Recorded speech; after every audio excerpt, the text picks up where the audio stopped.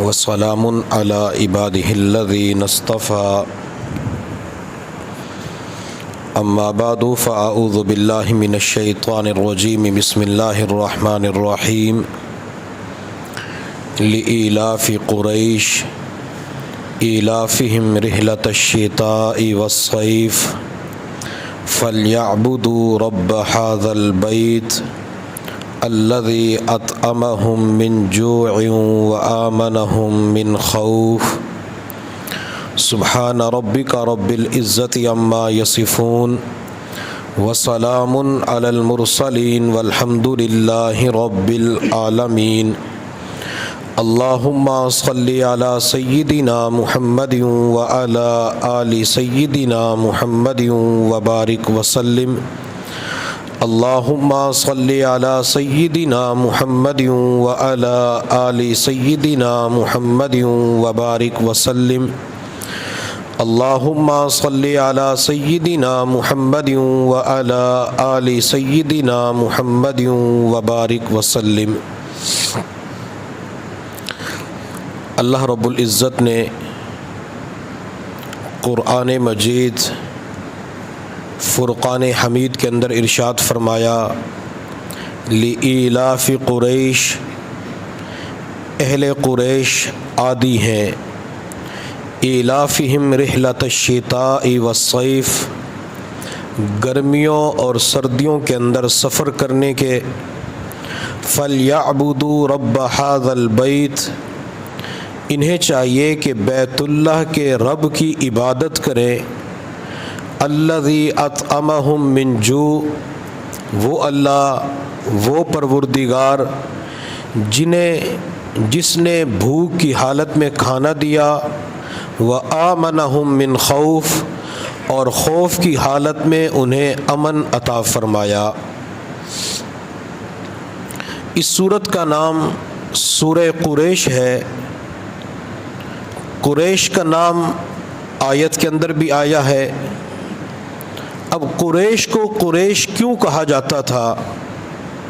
تو مفسرین فرماتے ہیں کہ قریش کا معنی ہے جمع کرنا۔ اہل عرب قریش کا قبیلہ تجارت کے ذریعے اپنے مال کو جمع کیا کرتا تھا، تو اس وجہ سے انہیں قریش کہا جاتا ہے۔ اور بعض حضرات فرماتے ہیں کہ حضور صلی اللہ علیہ وسلم کے اجداد میں نضر بن کنانہ کا نام آتا ہے۔ حضور صلی اللہ علیہ وسلم کا جو سلسلہ نسب ہے وہ یوں ہے: محمد بن عبداللہ بن عبد المطلب بن ہاشم بن عبد مناف بن قصی بن کلاب بن مرہ بن کعب بن لوی بن غالب بن فہر بن مالک بن نضر بن کنانہ بن خزیمہ بن مدرکہ بن الیاس بن مزر بن نزار بن معد بن عدنان بن عد بن حمیسہ بن سلامان بن اوس بن بوس بن قموال بن ناشد بن حزا بن بلداس بن یدلاف بن طابخ بن جاہم بن ناہش بن عیفی بن ابقر بن عبید بن الدعاء بن سمبر بن یسربی بن یلحن بن ذیشان بن مقصر بن اسماعیل بن ابراہیم علیہ السلام بن آزر بن ناہور بن رعو بن ارفخشاد بن سام بن نو علیہ السلام بن لامک بن یارو بن متوشاہ بن آنوش بن شیس اور بن آدم علیہ السلام۔ تو حضور صلی اللہ علیہ وسلم کا حضرت آدم علیہ السلام تک جو سلسلہ نسب ہے تو اس کے اندر ایک نام آتا ہے نضر بن کنانہ۔ یہ جو نضر تھا یہ اپنے خاندان کے اندر، برادری کے اندر سب سے بڑا بہادر سمجھا جاتا تھا۔ اس کی بہادری کی وجہ سے پھر پورے قبیلہ کو قریش کہا جاتا ہے۔ حضور صلی اللہ علیہ وسلم نے ارشاد فرمایا، اللہ رب العزت نے حضرت اسماعیل علیہ السلام کی اولاد میں کنانہ کو چنا، کنانہ میں سے قریش کو چنا، قریش میں سے ہاشم کو چنا، اور ہاشم کے اندر اللہ تعالیٰ نے مجھے چنا ہے، اور نبی علیہ الصلوۃ والسلام کو اللہ نے پھر تمام کے اوپر فضیلت اور برتری عطا فرمائی ہے، تو اس وجہ سے انہیں قریش کہا جاتا ہے۔ اب اس صورت کا پس منظر کیا ہے، صورت کے اندر کون سا واقعہ بیان ہوا؟ اللہ رب العزت نے حضرت ابراہیم علیہ السلام کو حکم دیا کہ میرے ابراہیم خلیل اللہ اپنی بیوی ہاجرہ اور ننھے منھے اسماعیل کو مکہ کی سنگلاخ وادی کے اندر بیت اللہ کے قریب چھوڑ دو۔ حضرت ابراہیم علیہ السلام نے اپنی بیوی ہاجرہ اور بچے اسماعیل کو ساتھ لیا، مکہ مکرمہ کی سنگلاخ وادی کے اندر چھوڑ دیا۔ تو جب ابراہیم علیہ السلام اپنی بیوی اور بچے کو تنے تنہا چھوڑ کے جا رہے تھے تو ہاجرہ نے ابراہیم سے پوچھا، ابراہیم یہاں کس کے حوالے کر کے جا رہے ہو؟ ابراہیم یہاں نہ آبادی کا نام و نشان ہے، نہ کوئی سبزہ نظر آتا ہے، نہ کھیتی نظر آتی ہے، نہ کوئی باغ نظر آتا ہے، نہ پانی نظر آتا ہے، ابراہیم کس کے حوالے کر کے جا رہے ہو؟ حضرت ابراہیم علیہ السلام نے کوئی جواب نہ دیا تو ہاجرہ نے دوسری مرتبہ تیسری مرتبہ پوچھا۔ حضرت ابراہیم علیہ السلام نے آسمان کی طرف اشارہ کیا اور اشارہ کر کے کہا، ہاجرہ اللہ رب العزت نے مجھے حکم دیا ہے، میں اللہ کے سہارے اور آسرے کے اوپر تمہیں چھوڑ کے جا رہا ہوں۔ تو ماں ہاجرہ سلام اللہ علیہ اپنے خاوند سے کہنے لگی، ابراہیم اگر اللہ کے حکم سے اللہ کے آسرے کے اوپر چھوڑ کے جا رہے ہو تو ہمیں اللہ کی ذات سے قوی امید ہے، اللہ تعالیٰ اس سنگلاخ وادی کے اندر ہمیں ہرگز ضائع نہیں فرمائیں گے۔ حضرت ابراہیم علیہ السلام نے جب بیوی اور بچے کو سنگلاخ وادی کے اندر چھوڑا تو حضرت ابراہیم علیہ السلام نے اس موقع پہ دعا مانگی، ربنا انی اسکنت من ذریتی بواد غیر ذی زرع عند بیتک المحرم، اللہ میں نے اپنی بیوی اپنے بچے کو اس جگہ پہ چھوڑ دیا جہاں پہ کھیتی نہیں، کوئی باغ نہیں، سبزے کا نشان نہیں ہے، اللہ تیرے معزز اور محترم گھر کے پاس چھوڑ دیا ہے، اللہ آپ ان کی حفاظت فرما دیجئے۔ حضرت ابراہیم علیہ السلام نے جب بچوں کو بیت اللہ کے پاس چھوڑا تھا تو اس وقت بیت اللہ کے پاس کچھ بھی نہیں تھا، بیت اللہ کے پاس آبادی بھی نہیں تھی، بیت اللہ کے پاس پانی کا نام و نشان بھی نہیں تھا، بلکہ میں یہاں پہ ایک جملہ کہوں گا، اگر مسلمانوں کو قیامت تک کے لیے یہ جو آب زمزم کی نعمت نصیب ہوئی ہے تو یہ ابراہیم علیہ السلام کے لخت جگر کی وجہ سے ملی ہے،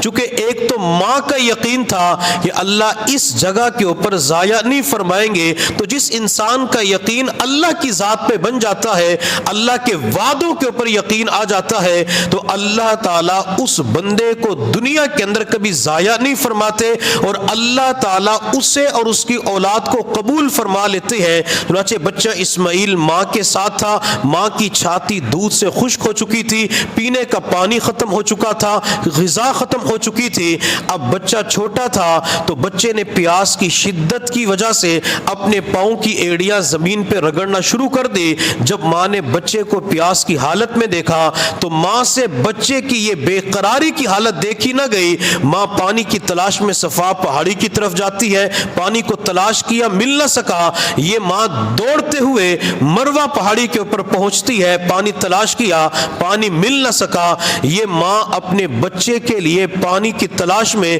جب صفا مروہ کے درمیان 7 چکر لگاتی ہے تو اللہ تعالیٰ کو ماں کا بھاگنا دوڑنا اتنا پسند آیا، اللہ نے اس بھاگ اور دوڑ کو باقاعدہ حج اور عمرے کا رکن بنا دیا۔ اگر آج کوئی بندہ حج عمرہ کرنے کے لیے جائے، وہ صفا مروہ کے درمیان سعی نہ کرے تو نہ تو اس بندے کا عمرہ مکمل ہو سکتا ہے، نہ اس بندے کا حج مکمل ہو سکتا ہے۔ سوچنے کی بات ہے، اگر ایک ماں بچے کے لیے پانی کی تلاش میں دوڑ لگاتی ہے، اللہ کو بھاگنا دوڑنا پسند آ جاتا ہے، اگر آج کے دور میں کوئی والد والد اپنے بیٹے سے کہتے کہ بیٹا پانی کا گلاس تو پلا دو، وہ بچہ دوڑ کے کولر کے پاس، مشین کے پاس، فریج کے پاس جاتا ہے اور ایک گلاس کے اندر ٹھنڈا پانی ڈال کے اپنے والد کو پیش کر دیتا ہے، تو کیا اللہ تعالیٰ اس بچے کو قبول نہیں فرمائیں گے؟ جس طرح اللہ نے ماں ہاجرہ کو قبول فرمایا، اسی طرح آج کے دور کے اندر اگر اولاد ماں باپ کی خدمت کرے گی تو اللہ تعالیٰ اس اولاد کو بھی شرف قبولیت عطا فرما دیں گے۔ اور یہاں پہ ایک نقطے کی بات سمجھیں، صفا مروہ کے درمیان دوڑ لگائی عورت نے، لیکن اللہ رب العزت نے دوڑنے کا حکم عورتوں کو نہیں دیا بلکہ دوڑنے کا حکم مردوں کو دیا ہے۔ اللہ یہاں پہ اپنے تمام بندوں اور تمام بندیوں کو ایک نقطے کی بات سمجھانا چاہتے ہیں۔ اللہ اپنے بندوں کو یہ فرمانا چاہتے ہیں کہ میرے بندو، عورت چھپنے کی چیز ہے، چھپنے کی چیز نہیں ہے۔ عورت کو اللہ نے ہمیشہ کے لیے چھپا کے رکھا ہے۔ اب حق تو یہ بنتا تھا کہ ہاجرہ نے دوڑ لگائی تو اللہ دنیا کی تمام عورتوں سے کہتے کہ ہاجرہ کے نقش قدم پہ چلتے ہوئے تم بھی یہاں پہ دوڑ لگاؤ، لیکن اللہ تعالیٰ نے عورتوں کو منع کر دیا کہ تم نے دوڑ نہیں لگانی، اپنی حیت کے اوپر چلنا ہے، لیکن مردوں کو حکم دیا کہ تم اپنی ماں کے نقش قدم کے اوپر دوڑ لگاؤ۔ تمہاری یہاں پہ ماں اما ہاجرہ نے دوڑ لگائی تھی، اب مرد یہاں پہ دوڑ کے صفا مروہ کے درمیان سعی کے حکم کو پورا کرتے ہیں۔ اور ہمارے اکابرین اولیاء اللہ فرماتے ہیں یہ جو ماں ہاجرہ نے دوڑ لگائی تھی وہاں پہ سبز رنگ کی لائٹیں لگی ہوئی ہے اور اسے میلین اخضرین کہا جاتا ہے۔ اگر انسان دوڑتے ہوئے اس موقع کے اوپر کوئی دعا کرتا ہے تو اللہ تعالیٰ اس دعا کو بھی ضرور قبول فرما لیتے ہیں۔ تو انسانوں کو جو آب زمزم کی نعمت ملی ہے وہ ماں ہاجرہ اور اسماعیل کی وجہ سے ملی ہے۔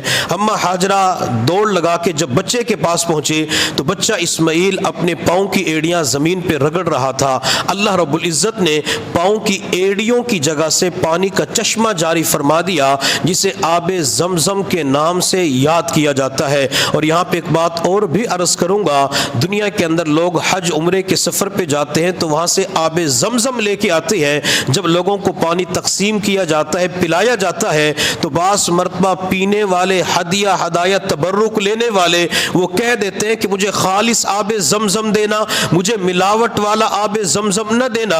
یہ لوگ پتہ نہیں جملہ کہاں سے نکال کے لے آئے کہ ملاوٹ والا بھی آب زمزم ہوتا ہے۔ اگر کوئی انسان ملک پاکستان کا پانی آب زمزم کے اندر شامل کر لیتا ہے تو سائنسدان یہ کہتے ہیں اگر 500 لیٹر کی کوئی ٹینکی اس سے بڑی بھی ہو، اگر اس پانی کے اندر آب زمزم کا صرف ایک قطرہ ڈال دیا جائے تو پورے پانی کے اندر آب زمزم کی تاثیر آ جاتی ہے۔ جو اثر آب زمزم کے قطرے کے اندر ہوتا ہے اللہ وہ سارا اثر اس پانی کے اندر شامل فرما دیتے ہیں۔ اس لیے دنیا کے اندر کبھی بھی یوں نہ کہا کریں کہ مجھے خالص پانی چاہیے، ملاوٹ والا پانی نہیں چاہیے۔ جو کچھ مل جائے وہ بندہ یہ کہہ دیتا ہے کہ آب زمزم کا پانی ہے تو برکت کے طور پہ اسے ضرور پی لیا کرے، بلکہ آب زمزم پیتے ہوئے یہ نیت کیا کرے اللہ میں آپ کے محبوب کا جھوٹا پی رہا ہوں۔ اب وجہ کیا ہے؟ میرے محبوب صلی اللہ علیہ وسلم حج عمرے کے سفر پہ تشریف لائے، آپ آب زمزم کی منڈیر کے اوپر بیٹھ گئے، میرے محبوب نے ڈول کو اندر ڈالا، پانی کو باہر کھینچا، آپ علیہ الصلوۃ والسلام نے ڈول کو لب لگا کے پانی کو نوش فرمایا، اس ڈول کے اندر کافی پانی بچ گیا۔ تمام صحابہ منتظر تھے کہ اللہ کے نبی بچا ہوا پانی ہمیں دیں گے، لیکن نبی علیہ الصلوۃ والسلام نے بچا ہوا پانی کسی کو نہیں دیا۔ آپ نے وہ بچا ہوا پانی دوبارہ کنویں کے اندر ڈال دیا تو کسی نے کہا اللہ کے نبی بچا ہوا پانی ہمیں دے دیتے، آپ کی برکات، آپ کا جھوٹا نصیب ہو جاتا۔ میرے محبوب صلی اللہ علیہ وسلم نے فرمایا میرے صحابہ تمہیں تو میری برکات نصیب ہو جاتی ہے، جھوٹا بھی نصیب ہو جاتا ہے، تمہیں میری زیارت بھی نصیب ہو جاتی ہے، میری صحبت بھی نصیب ہو جاتی ہے، لیکن قیامت تک کے لیے میری جو امت آئے گی میری اس امت کا کیا بنے گا؟ میری نبوت قیامت تک کے لیے ہے اور یہ پانی بھی قیامت تک کے لیے ہے۔ جب تک میری امت آب زمزم کو استعمال کرتی رہے گی اس وقت تک میری امت کو اپنے نبی کا جھوٹا نصیب ہوتا رہے گا۔ تو آب زمزم اس نیت کے ساتھ استعمال کریں کہ نبی علیہ الصلوۃ والسلام کا مبارک جھوٹا ہے۔ حضرات صحابہ کرام نبی علیہ الصلوۃ والسلام سے برکت حاصل کیا کرتے تھے، حتیٰ کہ ایک کافر نبی علیہ السلام کی خدمت میں حاضر ہوا، اور جب نبی علیہ السلام سے ملاقات کر کے اپنے علاقے کے اندر واپس گیا، ابھی مسلمان نہیں ہوا تھا، اللہ نے بعد کے اندر ایمان کی دولت بھی نصیب فرما دی۔ تو وقت کے بادشاہ نے پوچھا کہ آپ نے مسلمانوں کے پیغمبر کو کیسے پایا، ان کے شاگردوں کو، صحابہ کو کیسے پایا؟ تو وہ کافر کہنے لگا کہ میں نے اس پیغمبر کے شاگردوں کو دیکھا، جب وہ وضو کرتے ہیں تو وضو کا پانی زمین پہ نہیں گرنے دیتے، حتیٰ کہ تھوک ڈالتے ہیں تو وہ بھی زمین پہ گرنے نہیں دیتے۔ وہ تو اپنے پیغمبر کے ساتھ ایسا معاملہ کرتے ہیں، اگر پیغمبر ان کو اشارہ کرے تو اپنی جان بھی دینے کے لیے تیار ہو جاتے ہیں۔ وہ پیغمبر اشارہ کرے اولاد قربان کرنے کے لیے تیار ہو جاتے ہیں۔ اگر وہ پیغمبر اشارہ کرے تو اپنی بیویوں کی قربانی دینے کے لیے تیار ہو جاتے ہیں۔ اور حقیقت یہی ہے کہ حضرات صحابہ کرام نے جو محبت، پیار اور عشق نبی علیہ السلام کے ساتھ کیا ہے، دنیا کے اندر آج تک ایسا عشق کوئی کر ہی نہیں سکا۔ میرے محبوب صلی اللہ علیہ وسلم نے عمرے کے سفر پر حلق کروانا تھا، تو حضرت امیر معاویہ رضی اللہ تعالی عنہ سے فرمایا، معاویہ میرے سر کا حلق کرو۔ حضرت معاویہ نے آپ کے سر مبارک کا حلق کیا اور ان تمام بالوں کو اپنے پاس جمع کر لیا۔ تو کسی نے کہا معاویہ ان بالوں کا کیا کرو گے؟ حضرت معاویہ رضی اللہ تعالی عنہ نے جواب دیا، ان بالوں کو اپنے پاس محفوظ کروں گا۔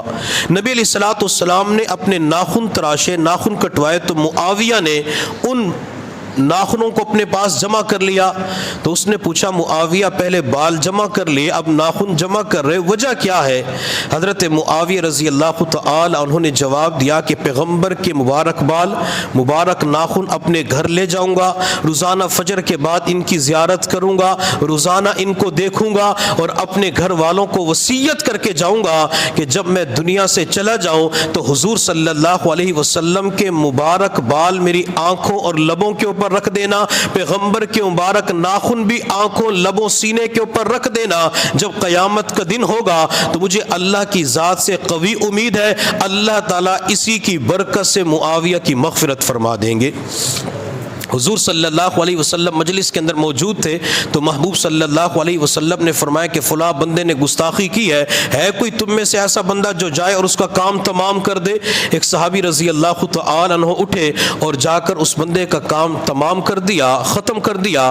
نبی علیہ السلام کی خدمت میں حاضر ہوئے، عرض کہ اللہ کے نبی میں نے اس کو قتل کر دیا۔ تو آپ علیہ السلام نے فرمایا مانگ، کیا مانگتا ہے؟ جو مانگے گا تجھے عطا کروں گا۔ صحابی رضی اللہ تعالی عنہ نے عرض کیا یا رسول اللہ صلی اللہ علیہ وسلم، آپ کے ہاتھ کے اندر جو عصا ہے، جس عصا کو پکڑ کر آپ جمعہ کا خطبہ دیتے ہیں، مجھے تو صرف یہی عصا چاہیے۔ تو میرے محبوب نے فرمایا کچھ اور مانگ لو۔ نہیں، اللہ کے نبی نظر کسی اور طرف جاتی ہی نہیں، آپ مجھے صرف یہی عصا دے دیں۔ تو محبوب صلی اللہ علیہ وسلم نے اپنا عصا اس صحابی کو دے دیا۔ تو کسی نے پوچھا اس عصا کا کیا کرو گے؟ صحابی نے جواب دیا یہ عصا گھر لے جاؤں گا، روزانہ اس کی زیارت کروں گا، روزانہ اس کے اوپر خوشبو لگاؤں گا، روزانہ اس کا پیار کروں گا کہ اس عصا کے اوپر پیغمبر کے ہاتھ لگ چکی ہے، پیغمبر کی نظر لگ چکی ہے، اور میں اپنے گھر والوں کو وصیت کروں گا جب دنیا سے چلا جاؤں تو اس عصا کو میری قبر کے اندر کفن کے ساتھ رکھ دینا،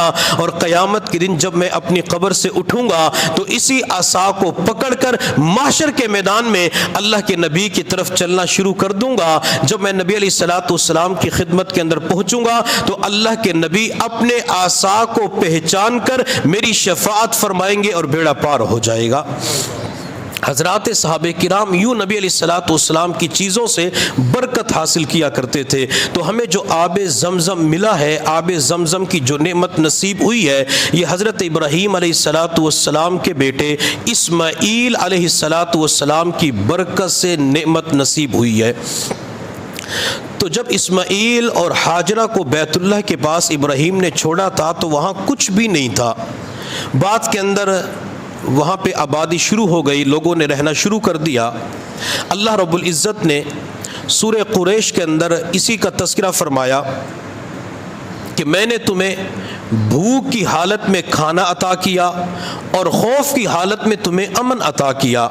اب جب بیت اللہ کے قرب و جوار کے اندر ساری زمین پتھریلی ہے جہاں سے کوئی زراعت نہیں ہو سکتی، تو اللہ فرماتے کہ اس موقع کے اوپر میں نے تمہیں کھانا عطا کیا۔ اب کھانا کیسے عطا کیا، اللہ نے نعمت کیسے عطا فرمائی؟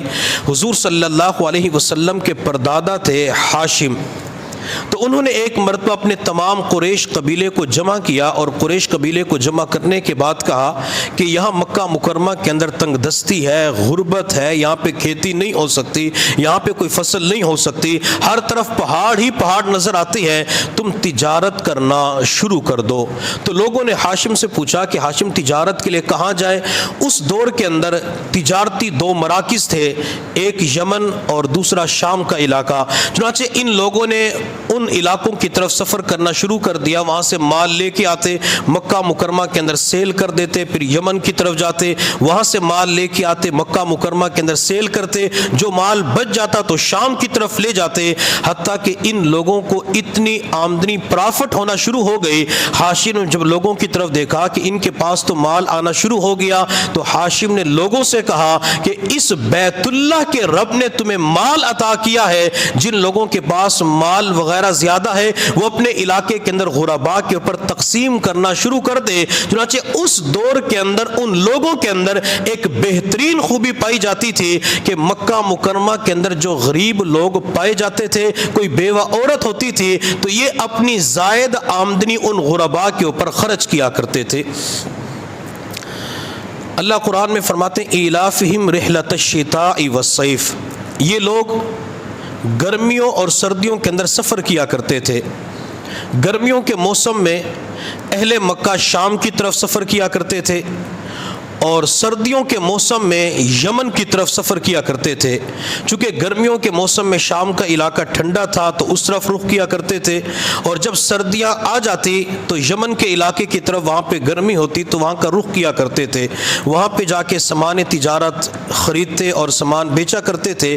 اب چونکہ یہ لوگ بیت اللہ کے پاسبان تھے، بیت اللہ کے متولی تھے، بیت اللہ کے پاس آنے والے مہمانوں کی اور حجاج کرام کی خدمت کیا کرتے تھے، اب لوگ ان سے برکت کے طور پہ مال لیا کرتے تھے، لوگ انہیں اپنی تمام چیزیں سستے داموں فروخت کیا کرتے تھے، اور کہا کرتے تھے کہ یہ تو بیت اللہ کی حفاظت کرنے والے ہیں، بیت اللہ کے پاس جو حضرات آتے ہیں تو انہیں پانی پلاتے ہیں، ان کی خدمت کرتے ہیں۔ تو اس طریقے سے اللہ تعالیٰ نے ان کی مال کے اعتبار سے مدد فرمائی اور مالی فراوانی عطا فرما دی۔ یہ لوگ گرمیوں اور سردیوں کے اندر سفر کیا کرتے تھے۔ تو اس سفر کے اندر اگر دیکھا جائے، حضور صلی اللہ علیہ وسلم نے ہماری سفر کے حوالے سے قدم قدم کے اوپر رہنمائی فرمائی ہے۔ دنیا کے اندر ہر بندے کو سفر کی حاجت پیش آتی ہے، وہ اپنے علاقے سے نکل کر کسی بستی میں جاتا ہے، وہ کسی شہر کے اندر جاتا ہے، وہ کسی صوبے کے اندر جاتا ہے، ملک کے اندر جاتا ہے۔ یہ جو سفر کی حاجت ہے یہ اللہ رب العزت نے قرآن عظیم الشان کے اندر بھی بیان فرمائی، اور اس کی ضرورت، اہمیت، افادیت بھی بتلا دی کہ تم نے کائنات کے اندر، دنیا کے اندر سفر کیوں کرنا ہے۔ ایک تو انسان نے دنیا کے اندر سفر اس لیے کرنا ہوتا ہے تاکہ انسان اللہ کی قدرت کے مناظر کو دیکھ لے۔ بعض مرتبہ جب کسی نوجوان سے کہا جاتا ہے کہ آپ بد نظری کیوں کرتے ہیں، تو کہتے میں تو اللہ کی قدرت کو دیکھ رہا تھا کہ اللہ نے کتنی بہترین خوبصورت لڑکی کو بنایا، اس کے نین نقشے بنائے، خوبصورت ہونٹ بنائے، اس کا چہرہ بنایا، اس کی آنکھیں بنائی، اس کا جسم بنایا، سمارٹ جسم بنا دیا، میں تو اللہ کی قدرت کو دیکھ رہا تھا۔ اب اس نوجوان کو اللہ کی ساری قدرت نامحرم لڑکی کے اندر نظر آتی ہے۔ اللہ نے بے شمار مواقع اپنی قدرت کے دنیا کے اندر بنا دیے، وہ انسان کو نظر نہیں آتے۔ میرے اللہ نے قرآن میں فرمایا افلا ينظرون الى الابل کیف خلقت، کیا تم اونٹ کی طرف نہیں دیکھتے میں نے اونٹ کو کیسے پیدا کیا؟ اگر تم اونٹ کو دیکھو گے تو رب کی قدرت نظر آئے گی۔ وَإِلَى السَّمَاءِ كَيْفَ رُفِعَتْ، میں نے کیسے آسمان کو بلند کر دیا، بغیر ستون کے بنایا۔ اگر تم تم آسمان کو دیکھو گے تو رب کی قدرت نظر آئے گی. وَإِلَى الْأَرْضِ كَيْفَ سُطِحَتْ, میں نے زمین کو پانی کے اوپر بچھایا, اگر تم اس زمین کے اوپر غور کرو گے تو رب کی قدرت نظر آئے گی. وَإِلَى الْجِبَالِ كَيْفَ نُصِبَتْ, میں نے پہاڑوں کو زمین کے اندر میخ کے طور پہ گاڑ دیا, اگر تم اس پہاڑ کے اوپر غور کرو گے تو تمہیں پہاڑوں کے اندر رب کی قدرت نظر آئے گی. اللہ رب العزت نے بے شمار مواقع انسانوں کو عطا کر دیے جس کو دیکھ کر انسان اللہ کی قدرت کے مناظر کو یاد کر سکتا ہے. اور میرے اللہ نے قرآن میں فرمایا اولم یسیروا فی الارض فانظروا کیف بدأ الخلق, کہ تم زمین کی سیر کرو. اللہ نے یہ نہیں فرمایا کہ صرف ملک پاکستان کی سیر کرو, بلکہ پوری دنیا کے حوالے سے فرمایا کہ پوری دنیا کے اندر سیر کرو. اگر اللہ نے مال دیا ہے, ہمت دی ہے, طاقت دی ہے, وقت دیا ہے, تو ایک ملک سے نکل کر دوسرے ملک کے اندر جاؤ, ایک ملک سے نکل کر دوسرے ملک کی آبادی کو دیکھو, وہاں کے باشندوں کو دیکھو, وہاں کے لوگوں کو دیکھو کہ میں نے دنیا کے اندر کس قسم کے انسان پیدا فرمائے, میں نے دنیا کو کیسے ڈیزائن کیا ہے. اور دوسری جگہ میرے اللہ نے قرآن عظیم الشان میں فرمایا فانظروا کیف کان عاقبۃ المکذبین, تم دنیا کے اندر سیر کرو, دنیا کے اندر سفر کرو, اور دنیا کے اندر جن لوگوں کے اوپر, جس علاقے کے اوپر, قوم کے اوپر میرا عذاب آیا ہے, تم ان لوگوں کو جا کے دیکھو تاکہ تمہیں عبرت ہو جائے اور تم اپنے آپ کو گناہوں سے بچانے والے بن جاؤ. اب چونکہ قریش مکہ جو تھے یہ دنیا کے اندر سفر کیا کرتے تھے, اور جن لوگوں کے اوپر عذاب آیا ہوا تھا تو یہ ان کے قریب سے گزرتے تھے. تو اللہ رب العزت نے قرآن عظیم الشان کے اندر لوگوں سے فرمایا, اپنے بندوں سے فرمایا کہ جب تم دنیا کے اندر سیر کرتے ہو, ایک تو قدرت کے مناظر کو دیکھتے ہو, اور دوسرا ان جگہوں کے اوپر جہاں میرا عذاب آیا, اگر تمہارے اندر اس وقت عبرت کے اعتبار سے چند ذرات موجود ہے تو تمہیں دنیا کے اندر ان چیزوں کو دیکھ کر عبرت حاصل ہو جائے گی. اور تیسرا میرے اللہ نے جو سفر کی اہمیت اور افادیت کو بیان فرمایا وہ یہ کہ سفر کی وجہ سے انسان کے اوپر اللہ رزق اور برکت کے دروازے کھول دیتے ہیں. بعض مرتبہ اپنے علاقے کے اندر بندے کو رزق نہیں ملتا تو کہتے ہیں میں محنت مزدوری کے لیے کراچی چلا جاتا ہوں, میں محنت مزدوری کے لیے بیرون ملک کے اندر چلا جاتا ہوں. اگر انسان اپنے علاقے سے ہجرت کر لیتا ہے تو اللہ کی مدد و نصرت اس بندے کے اوپر نازل ہو جاتی ہے. اللہ تعالیٰ بندے کو ضرور رزق عطا فرماتے ہیں. میرے محبوب صلی اللہ علیہ وسلم نے ارشاد فرمایا اگر تمہیں رزق کی تلاش میں ایک شہر سے دوسرے شہر جانا پڑے تو چلے جانا, اور رزق کا تلاش کرنا انسانوں کے اوپر فرض ہے. جس طرح نماز کا پڑھنا فرض ہے, روزے کا رکھنا فرض ہے, زکوٰۃ کا ادا کرنا فرض ہے, حج کا کرنا فرض ہے, اسی طرح اپنے بیوی بچوں کا پیٹ پالنا, اپنے بیوی بچوں کی ضروریات کو پورا کرنا, یہ بھی اللہ نے انسان کے اوپر فرض کیا ہے. اور میرے محبوب صلی اللہ علیہ وسلم نے ارشاد فرمایا ان نفسا لن تموت حتی تستکمل رزقہا, کوئی انسان اس وقت تک نہیں مرے گا جب تک وہ دنیا کے اندر اپنے رزق کو مکمل نہ کر لے.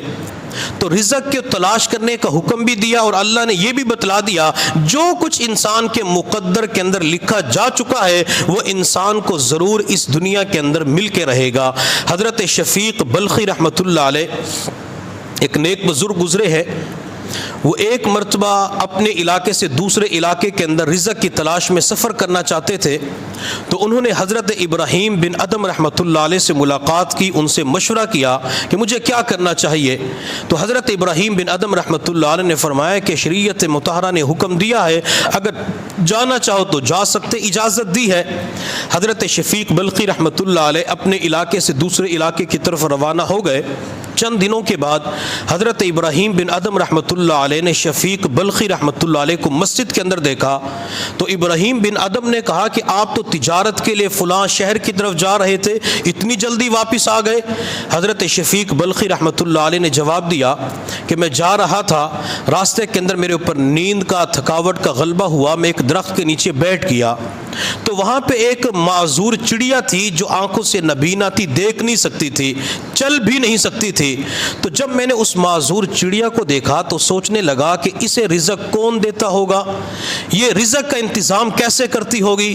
میں ابھی سوچ رہا تھا کہ چند ہی لمحوں کے بعد ایک اور چڑیا آئی جس کی چونچ کے اندر چند دانے تھے، اس نے چڑیا کے سامنے رکھ دیے تو معذور چڑیا نے ان دانوں کو کھانا شروع کر دیا۔ تو میں نے اس وقت اپنے آپ کو مخاطب کر کے کہا کہ جو اللہ اس بیابان جنگل کے اندر، ویرانے کے اندر معذور اندھی چڑیا کو رزق دے سکتا ہے، وہ اللہ اس اشرف المخلوقات انسان کو اپنے علاقے کے اندر رزق ضرور دے گا۔ حضرت ابراہیم بن ادم رحمۃ اللہ علیہ نے فرمایا، شفیق معذور چڑیا نہ بن، صحت مند چڑیا بن۔ تو نے معذور چڑیا کی طرف تو دیکھا ہے، صحت مند چڑیا کی طرف کیوں نہیں دیکھا جو خود بھی کھا رہی تھی اور معذور چڑیا کو بھی کھلا رہی تھی۔ اللہ نے آپ کو ہمت دی ہے، طاقت دی ہے، اللہ رب العزت نے آپ کو صحت دی ہے، آپ خود بھی کھائیں، اپنے لیے کمائیں اور اپنے بچوں کے لیے کمانے والے بن جائے، اگر ضرورت سے زائد ہو جائے تو غرباء کے اندر تقسیم کر دیا جائے۔ تو شریعت مطہرہ اس کی اجازت دیتی ہے کہ انسان ایک شہر سے دوسرے شہر کے اندر سفر کر لے۔ جب کسی انسان نے سفر پہ جانا ہو تو سفر پہ جانے سے پہلے دو کام ضرور کیا کرے، ایک تو استخارہ کر لیا کرے اور دوسرا مشورہ کر لیا کرے۔ مشورہ اپنے کسی بھائی سے کر لے، خاوند بیوی سے کر لے، بھائی سے کر لے، والد بیٹے سے کر لے، استاد سے کر لے کہ میں نے اس سفر پہ جانا ہے تو سفر پہ جاؤں یا نہ جاؤں، میں گاڑی کے ذریعے جاؤں، بس کے ذریعے جاؤں، ٹرین کے ذریعے جاؤں، مجھے کون سا روڈ صحیح رہے گا۔ تو اس قسم کا مشورہ کرنا یہ نبی علیہ الصلوۃ والسلام کی مبارک سنت ہے، اور استخارہ کرنا یہ بھی حضور صلی اللہ علیہ وسلم کی مبارک سنت ہے کہ آپ نے دو شہر کے اندر جانا کسی بھی کام کے لیے، تجارتی سفر پہ کہ سامان یہاں سے خریدوں یا وہاں سے خریدوں، اب آپ کے پاس مشورہ کرنے کے لیے کوئی قریب آدمی بھی نہیں ہے تو شریعت مطہرہ کہتی ہے کہ آپ اس وقت استخارہ کر لیں۔ دو نفل پڑھنے کے بعد جو دعائے استخارہ نماز حنفی دوسری کتابوں کے اندر مل جاتی ہے، انسان اس دعا کو پڑھ لے، اس دعا کے پڑھنے کے بعد دل کا غالب گمان جس طرف ہو جائے تو وہی استخارہ ہوتا ہے۔ اگر کبھی موقع اور وقت بہت مختصر تنگ ہو، آپ زیادہ نفل نہیں پڑھ سکتے، دعائے استخارہ نہیں پڑھ سکتے، تو فقہائے کرام اولیاء اللہ نے ایک مختصر استخارہ بتلایا ہے، وہ انسان بیٹھے بیٹھے استخارہ کر سکتا ہے۔ جب بھی کسی معاملے کے اندر دقت پیش آ جائے کہ میں یہ کام کروں یا یہ کام کروں، تو علماء کرام فرماتے کہ 11 مرتبہ اللہم اغفر لی واختر لی، اللہم اغفر لی واختر لی، یہ پڑھنے کے بعد صرف چند سیکنڈ کے لیے آنکھیں بند کر لے، چند سیکنڈ کے بعد آنکھیں کھولے، دل کا غالب گمان جس طرف ہو جائے وہی آپ کے لیے استخارہ ہوگا۔ اور جو کام استخارہ کر کے کیا جاتا ہے اللہ تعالیٰ کی مدد اور نصرت برکت اس کے اندر شامل ہو جاتی ہے۔ بعض مرتبہ ایسا ہوتا ہے کہ انسان خود استخارہ کرتا ہے یا کسی سے استخارہ کرواتا ہے تو شروع کے اندر بندے کو نقصانات کا سامنا کرنا پڑ جاتا ہے۔ اب بندہ حیران پریشان کہ میں نے تو استخارہ کیا تھا، میں نے فلاں مولانا صاحب سے استخارہ کروایا، انہوں نے بھی کہا تھا کہ آپ یہ کام کر لیں، بچی کا رشتہ کر لیں، فلاں سفر پہ چلے جائیں، لیکن مجھے تو نقصان ہو گیا۔ تو مفتی محمد تقی عثمانی دامت برکاتہ العالیہ فرماتے ہیں کہ شروع کے اندر ابتدا کے اندر نقصان ہو سکتا ہے، لیکن بندہ پریشان نہ ہو، اس کام کو نہ چھوڑے، چونکہ یہ کام شروع کیا تھا اللہ سے مشورہ کر کے، یہ کام شروع کیا تھا استخارہ کر کے، اللہ تعالیٰ ان تنگیوں کے اندر بندوں کے لیے سہولت کا راستہ نکال دیں گے۔ تو مشورہ اور استخارہ ضرور کیا کریں، اور سفر پہ جانے سے پہلے دوسرے امور کی طرف بھی توجہ ہمیں دینی چاہیے۔ وہ یہ کہ جب انسان کسی علاقے کا سفر کرے، وہ سفر 1 دن کا ہے، 3 دن کا ہے، 40 دن کا ہے، سال کا ہے، 2 سال کا سفر ہے، کیا اس سفر کے اندر کسی کے حقوق ضائع تو نہیں ہو رہے؟ اگر کسی کا حق ضائع ہو رہا ہو تو شریعت مطہرہ سفر کی اجازت نہیں دیتی۔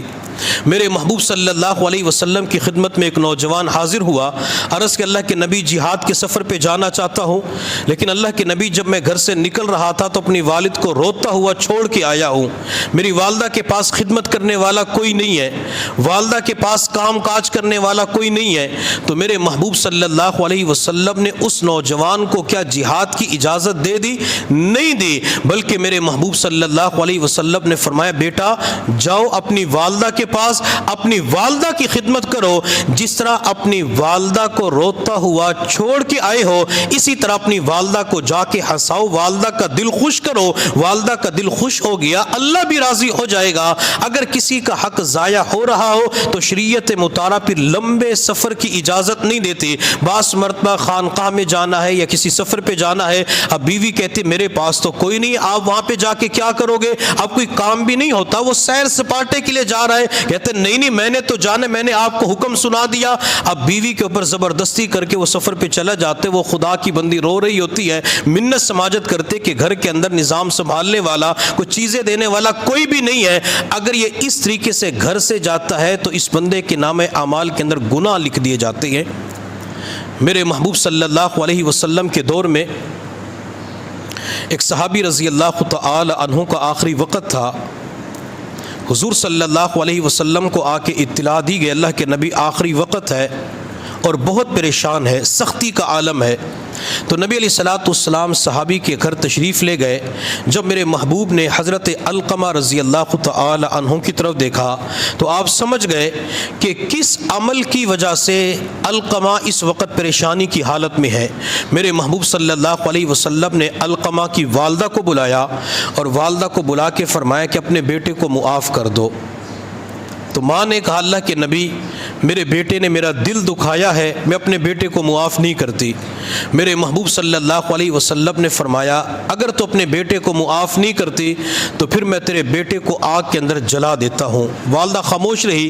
میرے محبوب نے صحابہ کو حکم دیا کہ لکڑیاں اکٹھی کرو، لکڑیاں جمع کرو۔ جب لکڑیاں اکٹھی کی گئی آپ علیہ الصلوۃ والسلام نے آگ لگانا چاہی تو ماں نے پھر پوچھا اللہ کے نبی آپ کیا کریں گے، کیا میرے زندہ بیٹے کو آگ میں جلا دیں گے؟ تو محبوب نے فرمایا کہ تو اپنے بیٹے سے ناراض ہو چکی ہے، نافرمان کی تو یہی سزا ہوگی۔ تو جب ماں نے سنا تو ماں نے فوراً کہا اللہ کے نبی میں اپنے بیٹے کو معاف کرتی ہوں۔ جو ہی ماں نے یہ کہا کہ بیٹے کو معاف کرتی ہوں تو علقمہ کی زبان سے فوراً کلمہ جاری ہو گیا، لا الہ الا اللہ محمد الرسول اللہ۔ اب یہاں پہ ماں کا حق ضائع ہوا، ماں کی صحیح طور پہ خدمت نہ کر سکا، ماں کو راضی نہ کر سکا، تو اس وقت زبان سے کلمہ جاری نہیں ہو رہا تھا۔ ماں اپنے بچے سے خوش ہو جاتی ہے، اللہ زبان پہ کلمہ طیبہ کو جاری فرما دیتے ہیں۔ اس لیے ہمیں چاہیے کہ جب بھی سفر پہ جائے تو کسی کا حق ضائع کر کے نہ جائے، سب کو راضی کر کے جائے۔ اگر انسان سب کو راضی کر کے جاتا ہے، دعائیں لے کے جاتا ہے،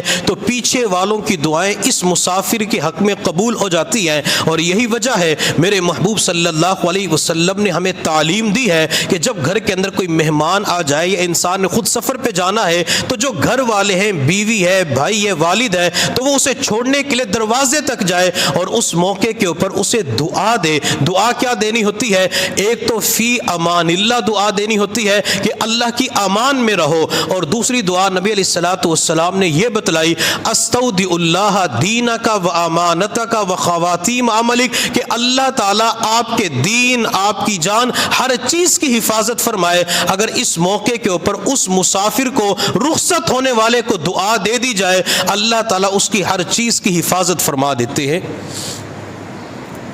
تو جب بندہ دوسروں کو خوش کر کے جائے گا تو پیچھے والے دعا دیں گے، اور جب پیچھے والے دعائیں دیں گے تو اللہ تعالیٰ اس کی دعاؤں کو ان کی حق میں قبول فرما لیں گے۔ جب انسان سفر پہ جائے تو نبی علیہ الصلوۃ والسلام نے سفر کے حوالے سے جتنی دعائیں بتلائی ہیں ان دعاؤں کا اہتمام کرنا چاہیے۔ آپ علیہ الصلوۃ والسلام جب مدینہ طیبہ سے باہر سفر پہ تشریف لے جاتے تو 3 مرتبہ اللہ اکبر پڑھا کرتے تھے، اللہ اکبر اللہ اکبر اللہ اکبر۔ اور جب نبی علیہ الصلوۃ والسلام اپنا پاؤں رکاب کے اندر ڈالتے، چونکہ آج کے دور کے اندر تو زیادہ گاڑیاں آ چکی ہیں، جانور ختم ہو چکے ہیں، تو جب پائیدان کے اوپر اپنا پاؤں رکھے تو نبی علیہ الصلوۃ والسلام کے نقش قدم پہ چلتے ہوئے 1 مرتبہ اللہ اکبر اور 3 مرتبہ استغفر اللہ پڑھنا چاہیے۔ یہ بھی نبی علیہ الصلوۃ والسلام کا مبارک عمل ہے۔ آپ صلی اللہ علیہ وسلم سواری کے اوپر بیٹھ جاتے تو نبی علیہ الصلوۃ والسلام ایک دعا پڑھتے تھے، سبحان الذی سخر لنا ھذا وما كنا له مقرنین وانا الی ربنا لمنقلبون۔ اس دعا کا مطلب اور مفہوم یہ ہے کہ پاک ہے وہ پروردگار جس نے اس سواری کو ہمارے لیے مسخر کر دیا.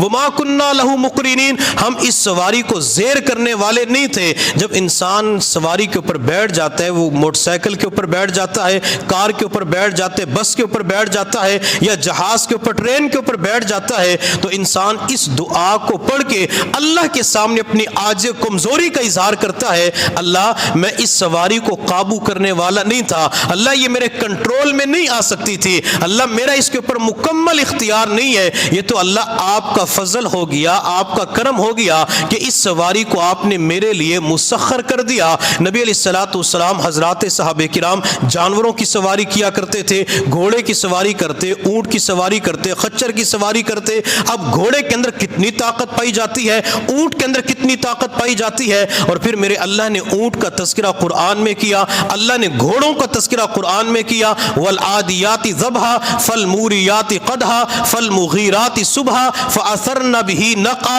فوسطن به جمعا. میرے اللہ نے حضرات صحابہ کرام کے دوڑتے ہوئے گھوڑوں کی قسم اٹھائی ہے, حتیٰ کہ دوڑتے ہوئے گھوڑوں کے پاؤں کے نیچے سے جو چنگاریاں اڑتی ہے, اللہ نے اس چنگاری اور گرد کی قسم اٹھائی ہے. تو اس سے پتہ چلا کہ گھوڑا کوئی قیمتی جانور ہے اور اس جانور کے اندر طاقت و قوت بھی پائی جاتی ہے. تو جب گھوڑے کے اوپر صحابہ کرام بیٹھتے تھے, یہی دعا پڑھتے تھے, اللہ ہم اس گھوڑے کو قابو نہیں کر سکتے, اللہ اس کے اوپر ہمارا اختیار نہیں ہے, اللہ یہ تو آپ کا فضل ہو گیا کہ آپ نے اس گھوڑے کے اندر ڈالا تاکہ وہ ہماری خدمت کر سکے, اللہ آپ کے فضل کی وجہ سے یہ ہمارے قابو کے اندر آ چکا ہے.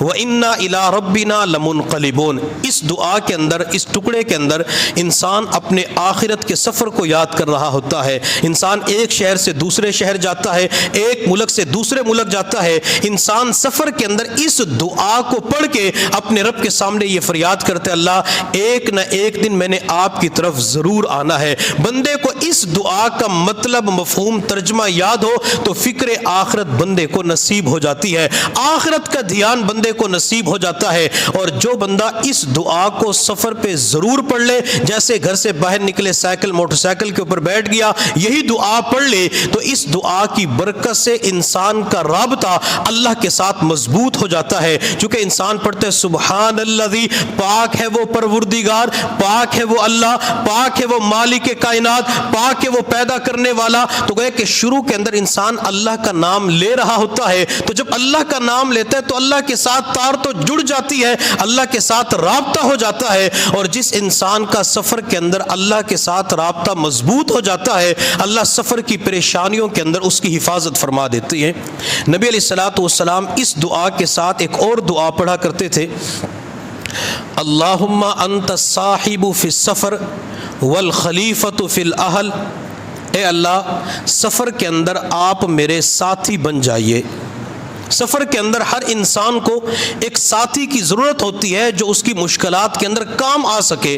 نبی علیہ الصلوۃ والسلام نے کتنی بہترین اور پیاری جامع دعا پڑھ کر امت کو سبق دے دیا کہ اگر تم اسی دعا کا اہتمام کرو گے تو سفر کے اندر تمہارا ساتھی اللہ بن جائے گا. اور نبی علیہ الصلوۃ والسلام نے دوسری دعا مانگی, والخلیفۃ فی الاہل, اللہ میرے اہل و عیال کے لیے آپ نگہبان بن جائیے. جب انسان سفر پہ جاتا ہے تو انسان کو ہمیشہ کے لیے دو مشکلات پیش آتی ہے کہ سفر کے اندر کیا بنے گا, سفر مشکلات والا, مشقتوں والا یا آسانیوں والا ہے, اور دوسری پریشانی یہ ہوتی ہے کہ پیچھے گھر والوں کا کیا بنے گا, بیوی کا کیا بنے گا, بچوں کا کیا بنے گا, والدین کا کیا بنے گا. اگر نبی علیہ السلام کے نقش قدم پہ چلتے ہوئے کوئی بندہ اعتکاف کے لیے چلا جاتا ہے, حج عمرے کے سفر پہ جاتا ہے یا کاروباری سفر کرتا ہے, اگر اس دعا کو پڑھ لیتا ہے تو اللہ ایک تو سفر کے اندر سہولت پیدا فرما دیتی ہے, اور گھر کی چار دیواری کے اندر جتنے بھی حضرات ہوتے ہیں اللہ تعالیٰ ان سب کی حفاظت کرنے والے بن جاتے ہیں.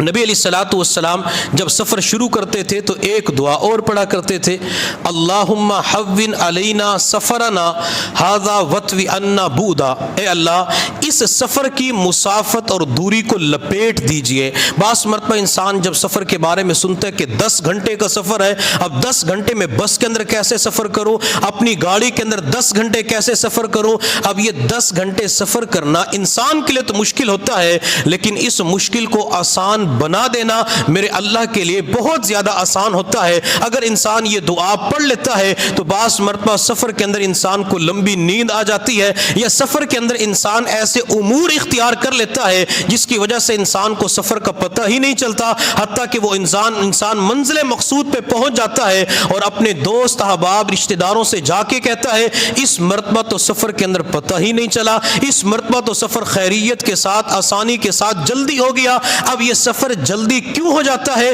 چونکہ اس نے دعا پڑھی تھی، وہ دعا جو نبی علیہ الصلوۃ والسلام سفر کے اندر پڑھا کرتے تھے، اس دعا کی برکت سے اللہ نے لمبے سفر کو آسان فرما دیا۔ نبی علیہ الصلوۃ والسلام دعا کے اندر ایک اور جملہ کہا کرتے تھے، وَسُوءِ الْمُنْقَلَبِ فِي الْأَهْلِ وَالْمَالِ وَالْوَلَدِ، اے اللہ جب میں سفر سے واپس آؤں تو گھر کے اندر جا کے میں ناگہانی اور اچانک حادثات کو نہ دیکھ سکوں۔ بعض مرتبہ انسان جب سفر سے آتا ہے تو بیوی بیمار ہوتی ہے، کبھی بچے بیمار ہوتے ہیں، کبھی گھر کے اندر نقصان ہو جاتا ہے، تو اس دعا کے جملے کی وجہ سے اگر انسان اس دعا کا اہتمام کر لیتا ہے، اللہ تعالیٰ ہر قسم کی مصیبت اور تکلیف، ناگہانی آفات و بلیات سے حفاظت فرما دیتے ہیں۔ تو نبی علیہ الصلوۃ والسلام نے سفر کے اندر جتنی دعائیں پڑھی ہیں، ہم ایک تو ان دعاؤں کو یاد کرنے والے بنے، اور جب بھی سفر پہ جایا کریں تو ان دعاؤں کا ضرور اہتمام کیا کریں۔ اللہ تعالیٰ ایکسیڈنٹ سے محفوظ فرما دیتے ہیں، اللہ گاڑی اور جان کی حفاظت فرما دیتے ہیں۔ بلکہ سفر کے حوالے سے ایک اور نسخہ عمل بتا دیتا ہوں۔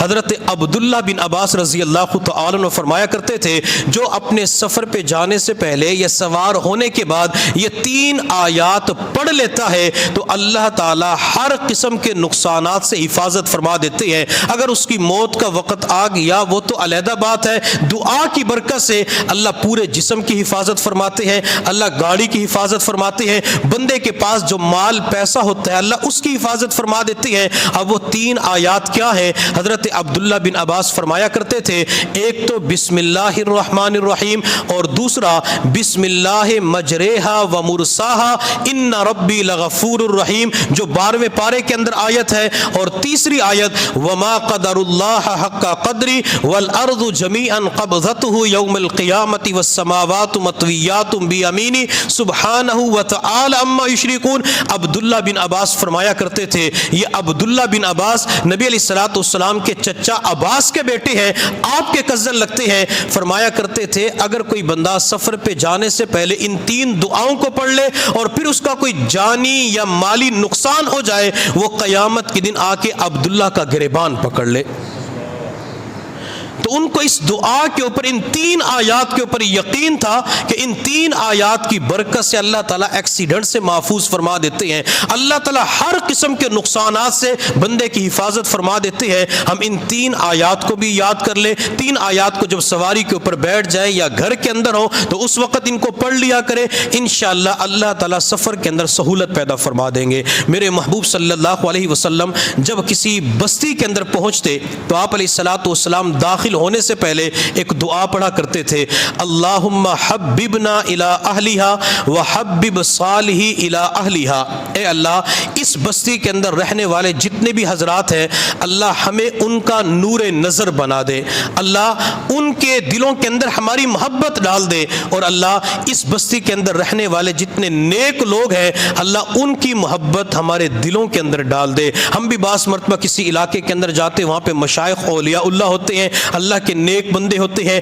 کہیں پہ کوئی غوث ہوتا ہے، قطب ہوتا ہے، ابدال ہوتا ہے۔ اب ہمیں تو نہیں پتا کہ غوث، قطب، ابدال کون ہے، اللہ کا ولی کون ہے۔ اگر اس علاقے کے اندر یہی دعا پڑھ لیں گے تو اللہ تعالیٰ ان کی محبت ہمارے دلوں کے اندر ڈال دیں گے، اور پورے علاقے کے اندر رہنے والے جتنے بھی حضرات ہوں گے اللہ تعالیٰ ان کے دلوں کے اندر ہماری محبت ڈال دیں گے۔ حج عمرے کے سفر پہ جائیں، مکہ مکرمہ کے اندر داخل ہو تو یہی دعا پڑھ لے، مدینہ طیبہ کے اندر داخل ہو تو یہی دعا پڑھ لے، وہاں اللہ کے کتنے نیک بندے ہوتے ہیں، اللہ ان کے دلوں کے اندر ہماری محبت ڈال دیں گے، اور ان کی محبت اللہ تعالی ہمارے دلوں کے اندر ڈال دیں گے۔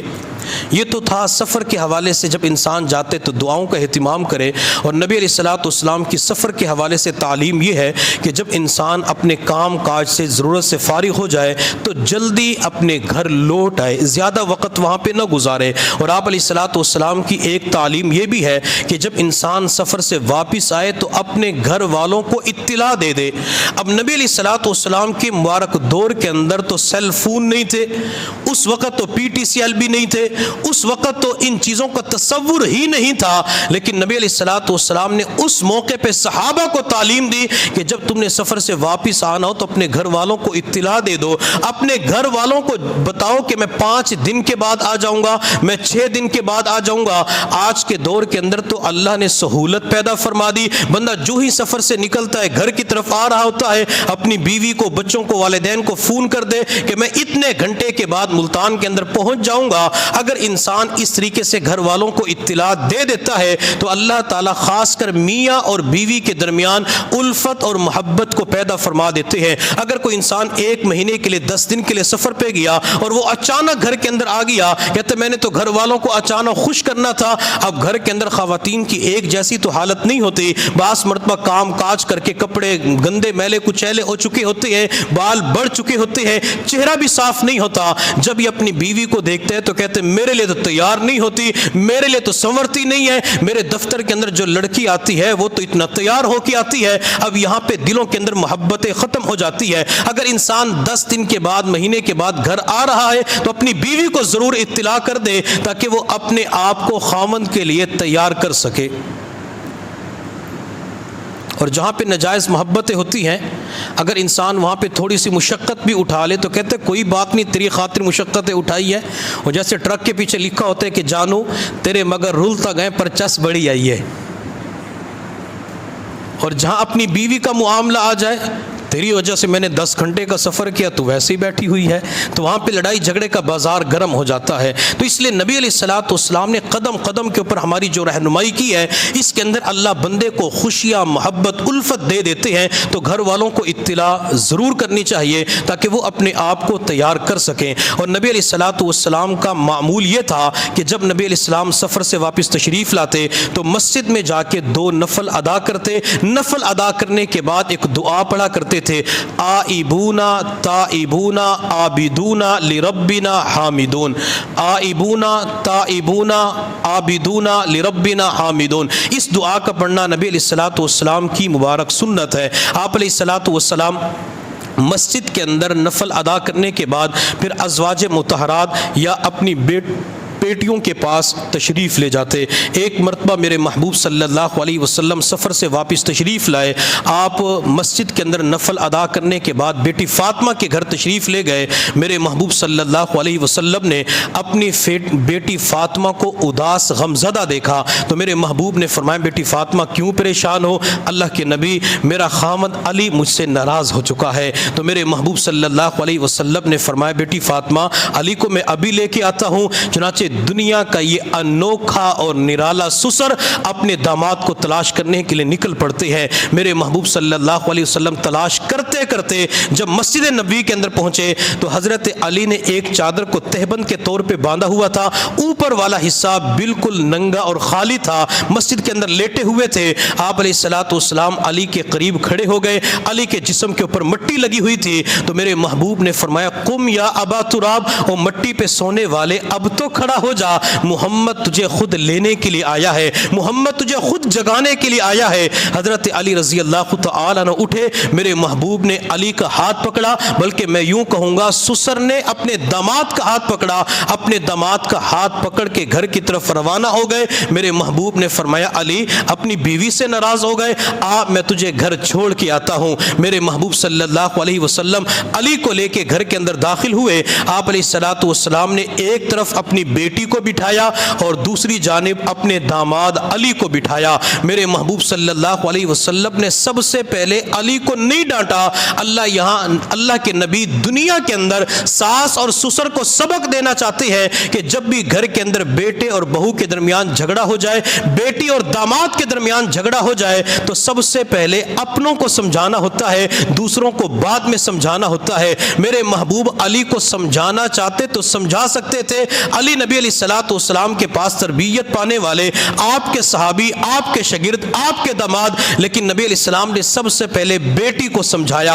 आप अलैहिस्सलाम ने फरमाया, बेटी फातिमा, जब तक तू मेरे घर के अंदर थी उस वक्त तक तू मेरी इज्जत थी। जब मैंने तेरा हाथ अली के हाथ में दे दिया, बेटी फातिमा, अब तू अली की इज्जत बन चुकी है, अली की नामूस बन चुकी है। बेटी फातिमा, अगर तू मेरे पास इस हाल में चल के आई कि अली तुझसे नाराज था, तो बेटी फातिमा मैं तेरा चेहरा नहीं देखूंगा। बेटी फातिमा, अगर तू दुनिया से इस हाल के अंदर गई कि अली तुझसे नाराज था, मैं मोहम्मद तेरी नमाज जनाजा नहीं पढ़ाऊंगा। हजरत फातिमा की आंखों में आंसू आ जाते हैं, फातिमा रोना शुरू कर देती है। मेरे महबूब सल्लल्लाहु अलैहि वसल्लम ने फिर अली की तरफ देख के फरमाया, अली, फातिमा मेरी खतीजा की आखिरी निशानी है। अली, ये फातिमा मेरे जिगर का टुकड़ा है, फातिमा मेरी आंखों की ठंडक है। अली, जब कोई फातिमा का दिल दुखाता है तो यूं समझ लो वो मोहम्मद का दिल दुखाता है। अली, मेरी बेटी फातिमा को तकलीफ ना पहुंचाया कर, मेरी बेटी फातिमा का दिल ना दुखाया कर। मेरे महबूब ये फरमा भी रहे थे और आपकी आंखों से आंसू बह रहे थे। हजरत अली रजी अल्लाह तआला अन्हु रो पड़े और रोते हुए अर्ज के, अल्लाह के नबी, आज के बाद मैं आपकी बेटी फातिमा का दिल नहीं दुखाऊंगा। मेरे महबूब सल्लल्लाहु अलैहि वसल्लम एक मरतबा सफ़र से वापस तशरीफ़ लाए। ग़ज़वा बदर का वाक़या है। आप अलैहिस्सलाम की बेटी रुक़ैया बीमार थी, तो आपने उस्मान से कहा कि उस्मान, आपने बदर के मैदान में नहीं जाना, बल्कि रुक़ैया की तीमारदारी करनी है। जब नबी अलैहिस्सलाम मदीना के अंदर दाखिल हो रहे थे तो आप अलैहिस्सलाम की नज़र उसामा बिन ज़ैद पे पड़ी। वो दौड़ते हुए आ रहे थे तो महबूब सल्लल्लाहु अलैहि वसल्लम ने फरमाया, उसामा खैरियत तो है, क्यों दौड़ रहे हो?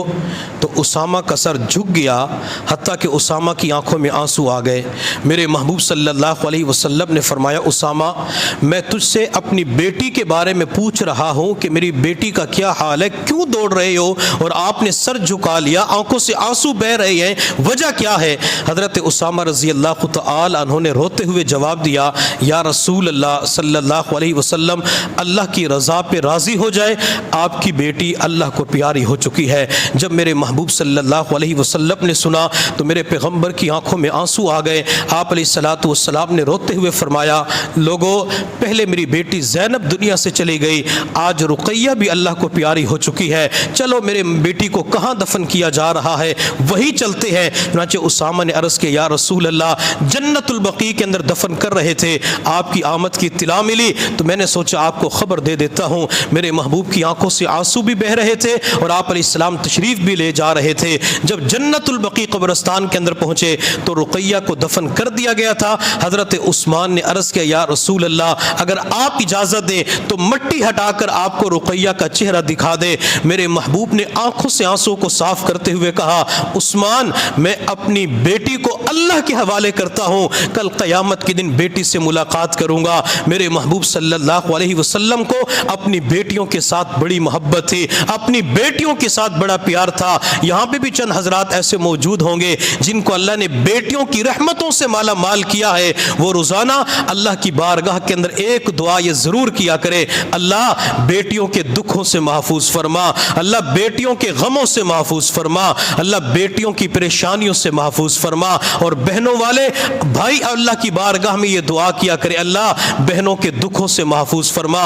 ये जो बेटियों के गम होते हैं ये माँ बाप को जल्दी बूढ़ा कर देते हैं, बेटियों के गम माँ बाप को अंदर से खोखला कर देते हैं। और जब किसी वालिद को बेटी के गम के बारे में पता चलता है तो वालिद तन्हाइयों के अंदर बैठकर अपनी बेटी के गम को याद करके रो रहा होता है। चुनांचे एक मौलाना हजरत मौलाना मोहम्मद अली जौहर रहमतुल्लाह अलैह के बारे में आता है, अपने मुल्क के पाकि इलाके को छोड़कर वो इंग्लैंड की तरफ तशरीफ ले गए और कलम के जरिए, मजमून के जरिए उन्होंने आज़ादी की तहरीक चला दी। पीछे उनकी जवान बेटी बीमार हो गई, बेटी का आखिरी वक्त आया तो माँ ने अपनी जवानुल उम्र करीबुल मौत बेटी से पूछा, बेटी तेरी कोई आखिरी तमन्ना भी है? तो उस वक्त जवान बेटी की आंखों में आंसू आ गए। बच्ची ने रो के कहा, अम्मी मेरे आखिरी वक्त के अंदर एक ही तमन्ना है कि मरने से पहले एक मरतबा अब्बू की ज़ियारत कर लो, एक मरतबा अब्बू का चेहरा देख लो, आप एक मरतबा अब्बू का चेहरा तो दिखा दे। तो माँ ने कहा, बेटी तेरा वालिद दूर गया हुआ है,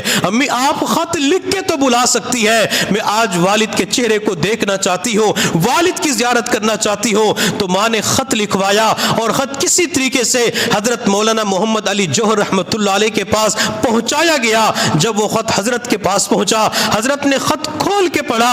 उस ख़त के अंदर लिखा हुआ था, अब्बू डॉक्टरों ने जवाब दे दिया है, इलाज मुआलजे से मना कर दिया है, मैं ज़िंदगी की आखिरी घड़ियाँ गिन रही हूँ, आखिरी सांसें चल रही हैं, अब्बू आपकी ज़ियारत करने को जी चाहता है, आप कब आएंगे, मैं आपसे मुलाकात करूँगी। हज़रत मौलाना मोहम्मद अली जौहर रहमतुल्लाह अलैह जब उस ख़त को पढ़ते हैं, बच्ची के दुख और दर्द को पढ़ के वालिद की आंखों में आंसू आ जाते हैं। जी हाँ, बेटी के दर्द को जितना वालिद समझ सकता है, इतना दुनिया के अंदर कोई और नहीं समझ सकता, लेकिन वालिद आ नहीं सकता था।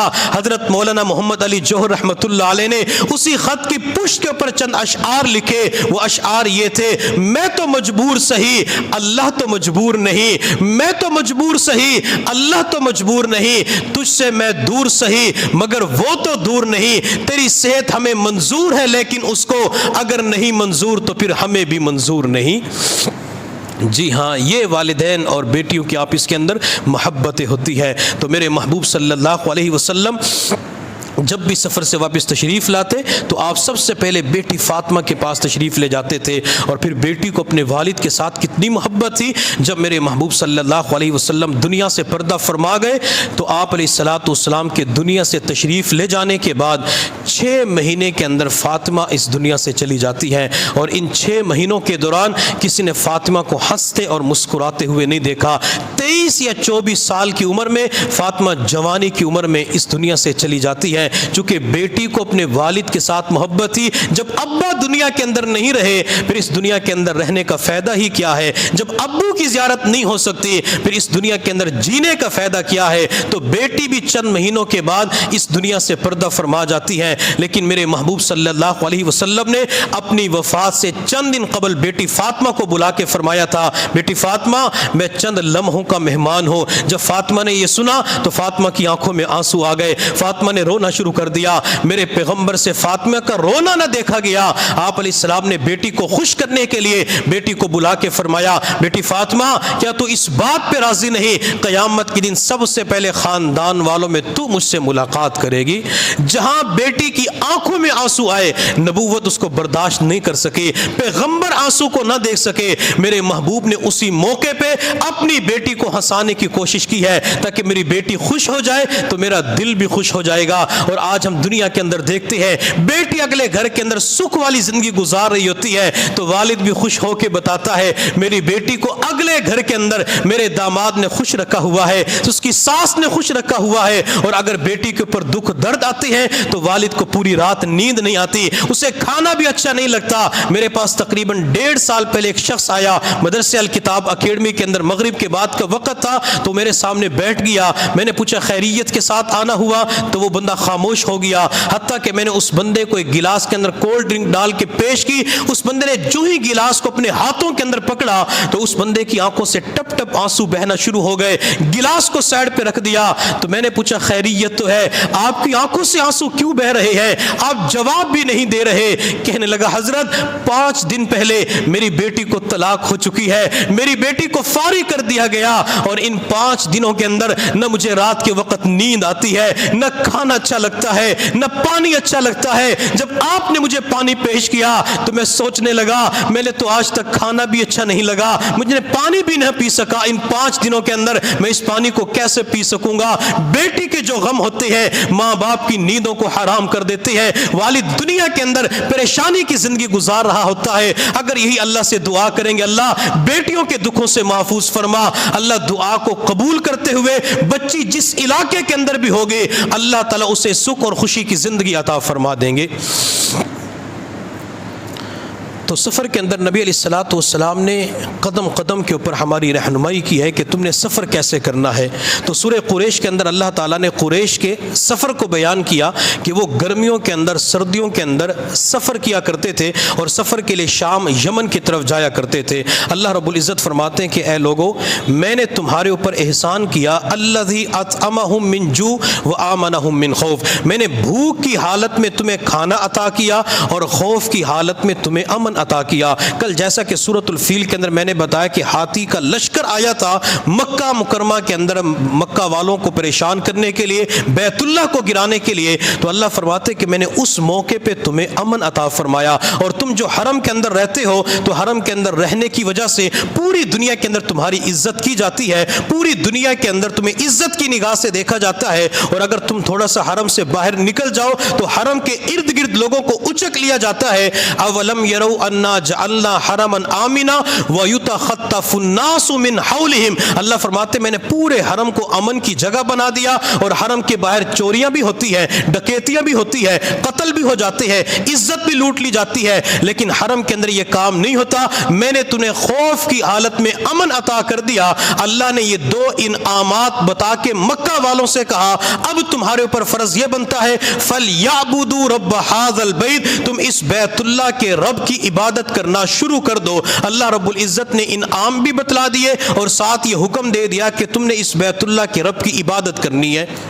ایک ہندو نے مسلمانوں کے اوپر اعتراض کیا کہ مسلمان یہ کہتے ہیں کہ پتھروں کی پوجا نہیں کرنی چاہیے، جو پتھروں کی پوجا کرتے ہیں تو وہ بت پرست بن جاتے ہیں، اور خود مسلمان جو ہے وہ بیت اللہ کی پوجا کر رہے ہوتے ہیں۔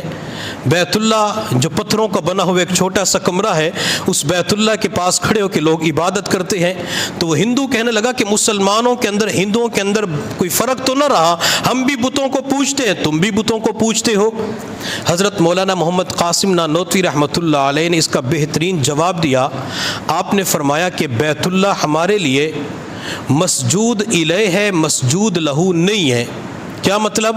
کہ ہم بیت اللہ کی طرف رخ کر کے سجدہ کرتے ہیں، بیت اللہ کی طرف رخ کر کے عبادت کرتے ہیں، لیکن اس بیت اللہ کی عبادت نہیں کرتے بلکہ بیت اللہ کے رب کی عبادت کرتے ہیں۔ حضرت عبداللہ بن زبیر رضی اللہ تعالی عنہ جب علاقے کے اندر گورنر بنتے ہیں تو انہوں نے بیت اللہ کی عمارت کو گرا کے ان کی بنیادوں کو گہرا کیا، تو اس وقت بھی لوگ نماز وغیرہ عبادت پڑھ رہے تھے۔ اب وجہ کیا ہے؟ اگر بیت اللہ کی عمارت کو گرا دیا جائے، اللہ کرے کہ عمارت محفوظ رہے، انشاءاللہ محفوظ رہے گی، لیکن قرب قیامت کے اندر عمارت کو گرا دیا جائے گا۔